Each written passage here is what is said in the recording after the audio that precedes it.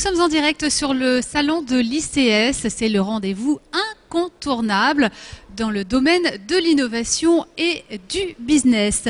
Nous sommes à Toulouse pour ces 3 jours décisifs pour notre futur à tous. Et nous allons parler sans plus tarder de digitalisation avec la société DocDoku. J'ai donc à mes côtés Eric Descargues. Bonjour. Bonjour. Vous êtes cofondateur de la société DocDoku. Donc ma première question, pouvez-vous nous présenter votre société en quelques mots? Alors DocDoku, la mission de DocDoku, c'est digitaliser le métier des organisations. Donc comment on mène cette mission? On la mène au travers de 3 activités. Donc la première, c'est la Digital Factory, où nous développons des applications métiers dans nos agences ou chez nos clients. La deuxième activité, c'est le training, donc la formation aux technologies digitales. Donc nous formons les équipes de nos clients sur cette technologie. Et ensuite, la Digital Platform, là où on développe une plateforme open source, modulaire, et donc des briques métiers qui sont intégrables ensuite au sein du système d'information de nos clients. Alors on travaille essentiellement en B2B. On est une vingtaine de collaborateurs et nous sommes basés à Toulouse essentiellement et sur Lyon. Quelle est la nature de vos innovations actuellement? Alors, par exemple, l'innovation qu'on présente aujourd'hui sur le salon ICS, donc elle utilise au maximum les leviers technologiques du web et les nouveaux standards du web. Donc, pour les puristes, on parlera d'HTML5. Donc, là, ce qu'on présente aujourd'hui, c'est une nouvelle fonctionnalité de cette plateforme, de la plateforme DocDoku PLM.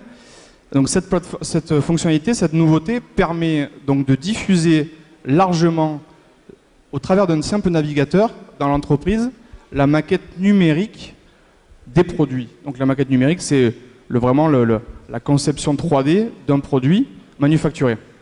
Donc au travers d'un simple navigateur, on diffuse la maquette numérique des produits et donc on ouvre l'information des produits, la maquette, à d'autres utilisateurs que les utilisateurs qui n'étaient pas équipés d'outils capables de lire ces gros volumes de données. Donc la fonctionnalité qu'on présente aujourd'hui, l'innovation qu'on présente aujourd'hui, elle est orientée web temps réel. C'est-à-dire qu'on a mis en place un système qui permet de collaborer à plusieurs sur cette maquette numérique en temps réel, et tout ça à travers du web.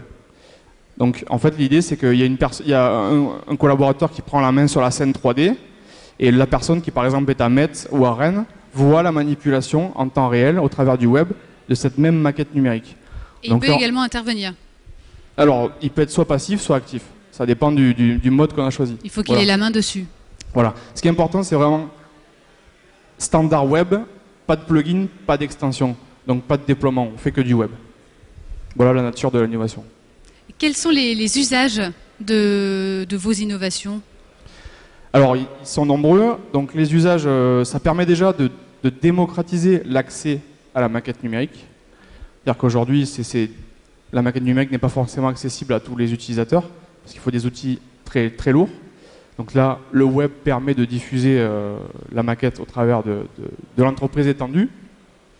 Ça permet aussi de superposer des informations sur cette maquette numérique, d'agréger des informations métiers sur la maquette numérique. Donc là, on va vraiment agréger intelligemment de la donnée métier sur la maquette numérique. Un peu ce que fait Google Maps. Nous, on le fait sur la maquette numérique, voilà, c'est un peu l'idée, quoi.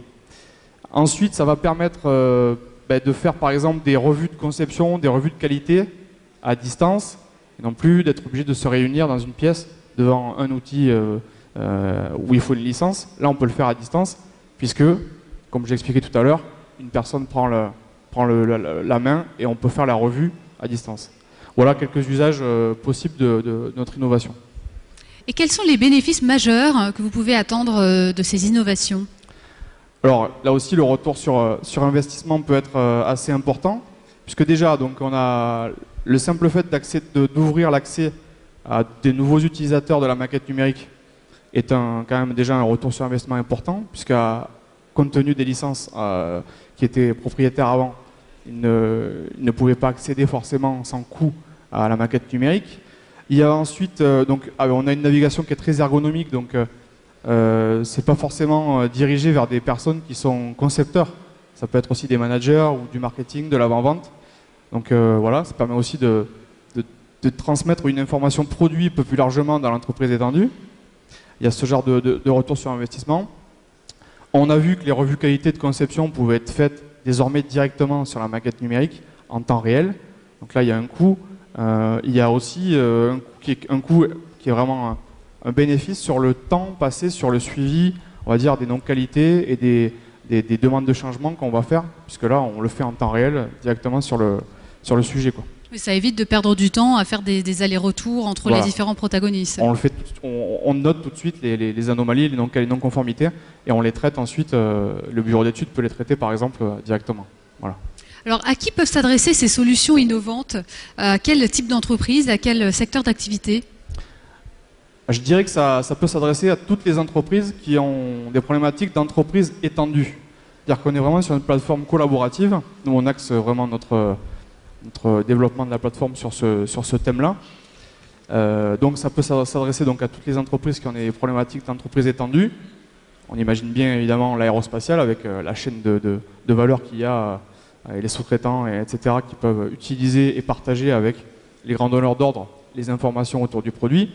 Mais c'est également valable pour l'automobile, c'est également valable pour le naval, c'est également valable pour la santé, pour le BTP et pour le transport.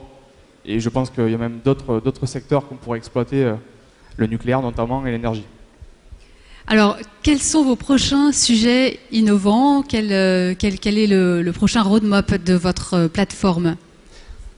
Alors je dirais qu'il y a deux sujets principaux sur lesquels on travaille en recherche et développement sur la plateforme. Donc le premier sujet, c'est quelque chose qui est orienté simulation virtuelle et réalité augmentée. Donc là, j'ai parlé tout à l'heure de maquette numérique 3D.